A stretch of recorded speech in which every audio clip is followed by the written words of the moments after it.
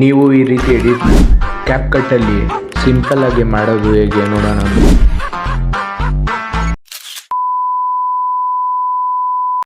So first ಯಾವ್ದಾರ VPN connect ಮಾಡಿಕೊಂಡು ಕ್ಯಾಪ್ಕಟ್ application open ಮಾಡ್ಕೊಳ್ಳಿ. ನಿಮ್ಮ ಹತ್ರ ಏನಾದ್ರು ಕ್ಯಾಪ್ಕಟ್ ಅಪ್ಲಿಕೇಶನ್ ಇಲ್ಲ ಅಂದರೆ ಕೆಳಗಡೆ ಡಿಸ್ಕ್ರಿಪ್ಷನಲ್ಲಿ ಕೊಟ್ಟಿರ್ತೀನಿ, ಹೋಗಿ ಡೌನ್ಲೋಡ್ ಮಾಡ್ಕೋಬೋದು.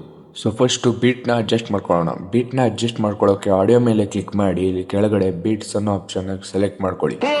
ಸೆಲೆಕ್ಟ್ ಮಾಡ್ಕೊಂಡಿದ್ದಾದ್ಮೇಲೆ ಇಲ್ಲಿ ಎಲ್ಲೆಲ್ಲಿ ಬೀಟ್ಸ್ ಇದೆ ಈ ರೀತಿ ಆ್ಯಡ್ ಬೀಟ್ಸ್ ಅಂತ ಸೆಲೆಕ್ಟ್ ಮಾಡ್ಕೊಂಡು ಈ ರೀತಿ ಬೀಟ್ಸ್ನ ಆ್ಯಡ್ ಮಾಡ್ಕೊಳ್ಳಿ.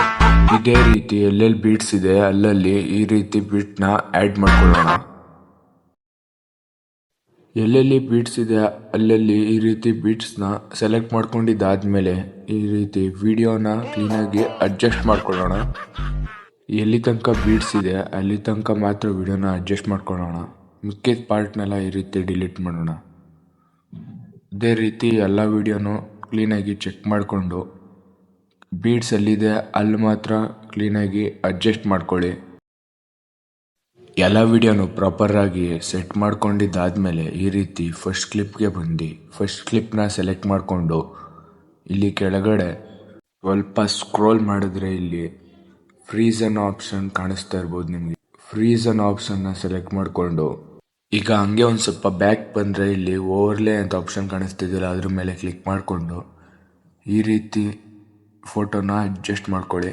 ಅಡ್ಜಸ್ಟ್ ಮಾಡಿಕೊಂಡು ಈ ರೀತಿ 1 ಸೆಕೆಂಡ್ಗೆ ಸೆಟ್ ಮಾಡ್ಕೊಳ್ಳಿ.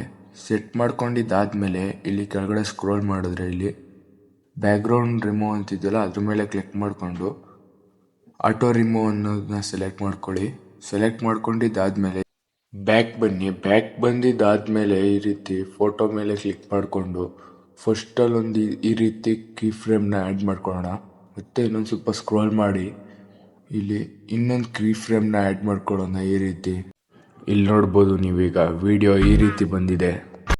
ಇದೇ ರೀತಿ ಎಲ್ಲ ಕ್ಲಿಪ್ಸನ್ನು ಸೆಟ್ ಮಾಡ್ಕೋಬೇಕು. ಮತ್ತು ಇನ್ನೊಂದು ತುಂಬ ಮುಖ್ಯವಾದ ವಿಷಯ, ಇಲ್ಲಿ ತನಕ ಯಾರನ್ನ ಸಬ್ಸ್ಕ್ರೈಬ್ ಮಾಡ್ಕೊಂಡಿಲ್ಲ ಬೇಗ ಸಬ್ಸ್ಕ್ರೈಬ್ ಮಾಡಿಕೊಂಡು ಕೆಳಗಡೆ ಕ್ಲಿಕ್ ಮಾಡ್ಕೊಳ್ಳಿ.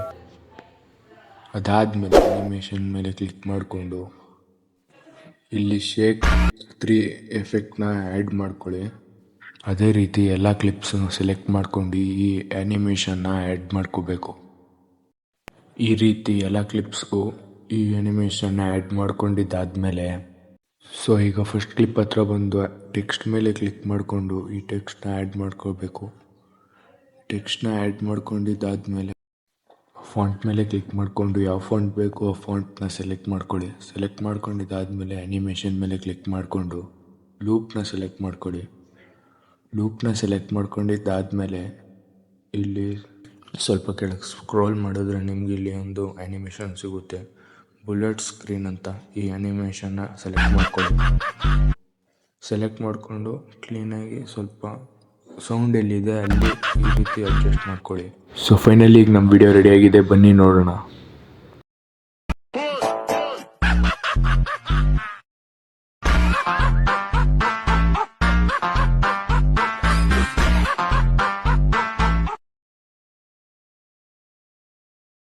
ಸೊ ನೆಕ್ಸ್ಟ್ ಯಾವ ವಿಡಿಯೋ ಮಾಡಬೇಕು ಕಮೆಂಟ್ ಮಾಡಿ.